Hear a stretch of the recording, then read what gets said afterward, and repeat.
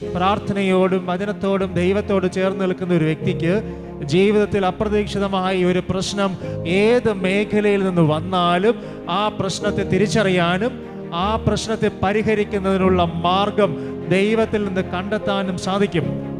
അതുകൊണ്ട് നമുക്കൊരു പ്രശ്നം വരുമ്പോൾ നമുക്ക് സഹായിക്കാൻ കഴിയാത്ത മനുഷ്യപുത്രന്മാരിൽ ആശ്രയിക്കാതെ സർവശക്തനായ ദൈവത്തിങ്കിലേക്ക് നോക്കാൻ നമുക്ക് കഴിയണം. വചനം പറയുന്നു, അവങ്കിലേക്ക് നോക്കിയവർ പ്രകാശിതരായി അവരുടെ മുഖം ലജ്ജിച്ചു പോയതുമില്ല. നമ്മൾ ലജ്ജിച്ചു പോകാതിരിക്കണമെങ്കിൽ, നമ്മുടെ ജീവിതത്തിൽ നമ്മൾ നേരിടുന്ന പ്രതിസന്ധികളിൽ നിന്ന് നമ്മൾ പുറത്തു വരണമെന്നുണ്ട് എങ്കിൽ മനുഷ്യരിലേക്ക് നോക്കാതെ, ദൈവമേ, ഇപ്പോൾ അപ്രതീക്ഷിതമായ ഒരു പ്രശ്നം എൻ്റെ ജീവിതത്തിൽ വന്നു, എനിക്കത് പരിഹരിക്കാനായിട്ട് കഴിയുന്നില്ല, എൻ്റെ പരിശ്രമം കൊണ്ടത് കഴിയുന്നില്ല, പക്ഷെ നിന്റെ സഹായം എനിക്കുണ്ടെങ്കിൽ ഈ പ്രശ്നത്തിൽ നിന്ന് എനിക്ക് പുറത്തു വരാനായിട്ട് കഴിയും.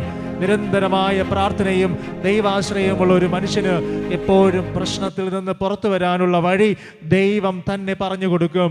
ആ വഴി തിരിച്ചറിഞ്ഞവനും ആ വഴി കണ്ടെത്തിയവനും ആ വഴിയിലൂടെ മുന്നോട്ട് പോയ ഒരു വ്യക്തിയുമാണ് ദാവീദ്.